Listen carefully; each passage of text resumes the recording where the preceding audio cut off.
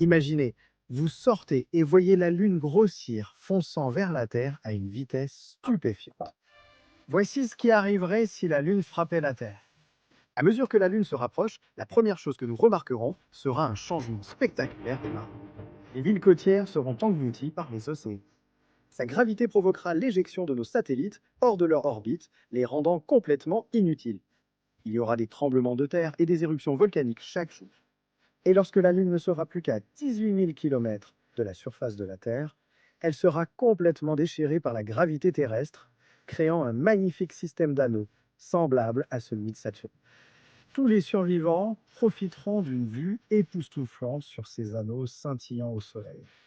Chaque nuit offrira une pluie de météores éclatantes, composée de poussière lunaire. Je sais que c'est terrible car cela causerait beaucoup de destruction, mais j'avoue que j'aimerais presque que cela se produise juste pour voir l'anneau dans le ciel. Passons maintenant au fait suivant. En 1977, la NASA a lancé les sondes jumelles Voyager 1 et 2 dans l'espace. Elles ont été lancées à l'origine pour profiter d'un alignement rare de Jupiter, Saturne, Uranus et Neptune qui ne se reproduirait pas avant 175 ans. Maintenant qu'elles quittent notre système solaire, elles ont visité toutes les planètes externes, pris des images spectaculaires et exploré leur lune pour la première fois. Et vous voyez, ce sont en réalité des sondes spatiales spéciales. Elles sont plus éloignées de nous que n'importe quel objet jamais fabriqué par un humain. La NASA s'est interrogée sur la réaction d'une civilisation extraterrestre découvrant une de ces sondes. Ils ont donc ajouté un message spécial à bord. Le disque d'or, ou comme j'aime l'appeler, la capsule temporelle de la Terre. Un jour, lorsque l'humanité aura été éteinte comme la flamme d'une bougie, ce disque pourrait être la dernière preuve de notre existence, n'importe où dans l'univers. Il raconte l'histoire de notre monde à travers des sons, des images et la science. La plus grande musique de la Terre à travers le temps. Les sons de la nature.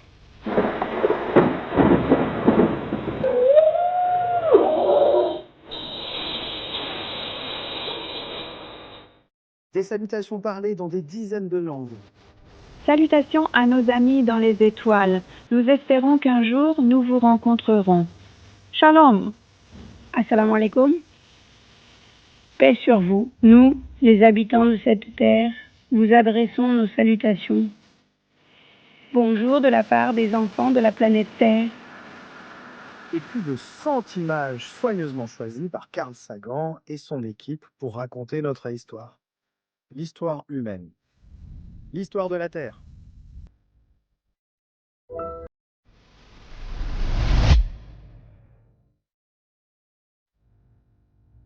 Avant de vous montrer cette image, prenez une grande inspiration car c'est vraiment terrifiant. Voici une photo authentique de l'astronaute Bruce McCandless flottant à 100 mètres de la navette spatiale, sans corde, le reliant au vaisseau. En 1984, il testait ce jetpack spatial en mission. Alors il a quitté le vaisseau et s'est envolé dans l'abîme spatial. Lorsqu'on lui a demandé à propos de cette mission, il a dit que la seule chose qui l'avait vraiment terrifié, c'était à quel point il avait eu froid dès qu'il s'était éloigné de la navette. Je veux dire, imagine le silence, juste toi, seul dans l'espace. Et s'il dérivait simplement au loin? Bon. Quand des trous noirs entrent en collision, ils envoient littéralement des ondulations à travers le tissu de l'espace-temps à la vitesse de la lumière. Ces ondulations compressent et étirent tout, comme les vagues à la surface d'un lac. Einstein a prédit ces ondulations si sa théorie de la relativité générale était juste. Mais ce n'est qu'en 2015 que nous en avons enfin détecté une pour la première fois. Les scientifiques utilisent l'instrument observatoire d'ondes gravitationnelles par interférométrie laser, observatoire d'ondes gravitationnelles par interférométrie laser. Un faisceau laser est divisé en deux bras de 4 km de long, avec des miroirs à l'extrémité qui réfléchissent les lasers d'avant en arrière. Quand l'onde gravitationnelle traverse la Terre, la longueur de chaque bras change légèrement, ce qu'ils ont pu détecter avec cette méthode. Le rover Opportunity de la NASA envoyé sur Mars a été l'un des rovers les plus performants jamais lancés dans l'espace. Et ces derniers mots comptent parmi les plus tristes que vous entendrez jamais. Opportunity ne devait survivre sur Mars que 90 jours, mais il a montré une grande résilience. Grâce à ses panneaux solaires, il a pu parcourir plus de 45 km à la surface de Mars en 14 ans. Un jour, lors d'une tempête martienne privant le ciel de lumière, le rover Opportunity, à énergie solaire, transmit à la Terre: Ma batterie est faible et il fait de plus en plus sombre.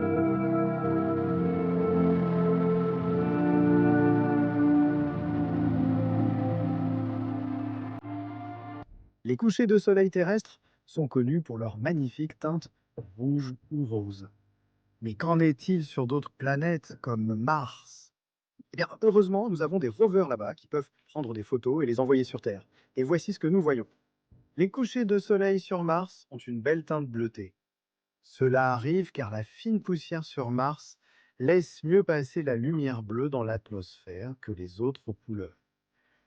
Vous remarquerez aussi que le Soleil paraît assez petit sur ces images. Et c'est bien sûr parce que Mars est tout simplement plus éloigné du Soleil par rapport à la Terre.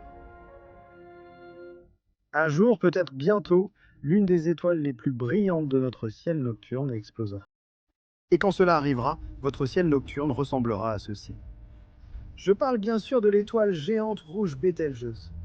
Bételgeuse est juste une petite étoile un peu folle qui agit souvent de façon étrange, devenant plus brillante ou plus faible, projetant d'énormes quantités de sa surface au passage. De récentes recherches révèlent que Bételgeuse est en fin de vie et fusionne le carbone dans son noyau. Si c'est vrai, Bételgeuse explosera de votre vivant. Vous plaisantez?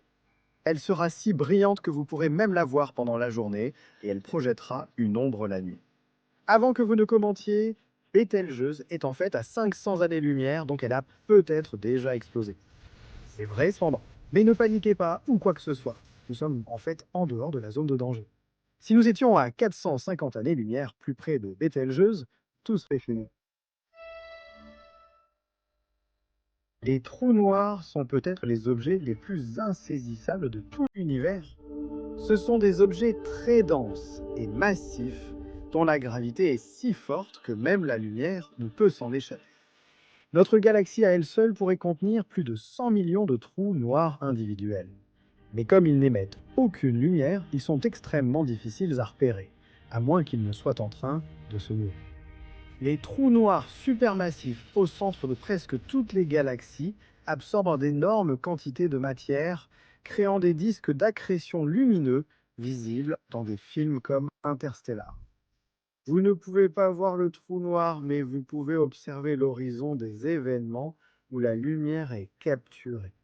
Maintenant, malgré leur éloignement et la difficulté presque impossible à les trouver, les scientifiques ont en fait réussi à prendre des photos de deux d'entre eux en utilisant un télescope de la taille de la Terre.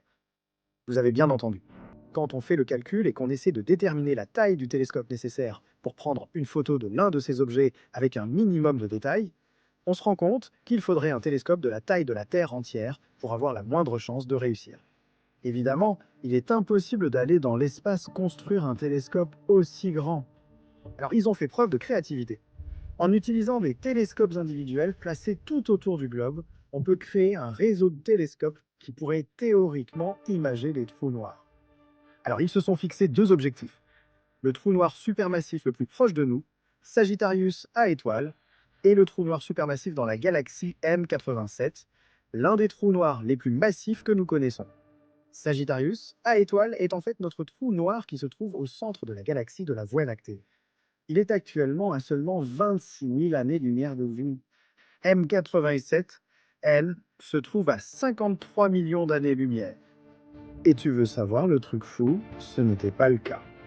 Ce sont de vraies images de trous noirs, pas des animations ou des dessins. De vraies photographies. C'est pas incroyable ça? En 1990, la sonde Voyager a quitté le système solaire, au-delà de Neptune. Carl Sagan a réussi à convaincre la NASA de la faire se retourner et de prendre une dernière photo de la Terre.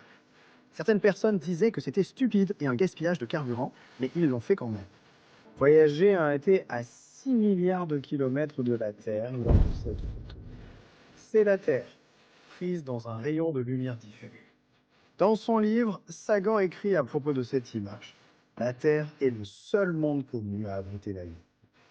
Regardez encore une fois ce point, c'est ici. C'est notre foyer. C'est nous. Je vais vous raconter l'histoire triste. Saviez-vous que les journées sur Terre deviennent littéralement plus longues? Chaque année, la Lune s'éloigne d'environ 3,8 cm, ce qui me paraît beaucoup. Ainsi, la Terre tourne chaque année un peu plus lentement, allongeant nos journées. Il y a 1,4 milliard d'années, une journée sur Terre ne durait que 18 heures. Dans 1 milliard d'années, une journée sur Terre durera 28 heures, permettant une nuit complète de sommeil et 20 heures d'activité. Au cœur d'une galaxie située à 8,5 milliards d'années-lumière se trouve le plus grand trou noir jamais découvert. Et cette chose est terrifiante. Phénix A étoile est un trou noir 100 milliards de fois plus grand que le Soleil. En fait, ce trou noir est tellement grand qu'il est même plus grand que certaines galaxies entières. Le diamètre de l'horizon de ce trou noir vaut 100 fois la distance Soleil-Pluton. Cela signifie que si vous voyagez dans un vaisseau spatial à la vitesse de la lumière, il vous faudrait quand même 71 jours pour faire un tour complet du trou noir. Et ce qui est vraiment effrayant, c'est qu'il continue de grandir.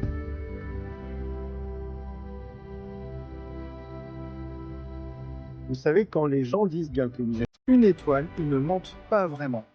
Chaque bouffée d'air que vous respirez a été formée au cœur d'une étoile mourante il y a des milliards d'années. Chaque verre d'eau que vous buvez peut être directement relié au Big Bang. Les atomes de votre corps sont étroitement liés au cosmos. L'astronomie et la physique sont simplement la façon dont l'univers s'observe nous-mêmes. Vous êtes véritablement fait de poussière d'étoiles.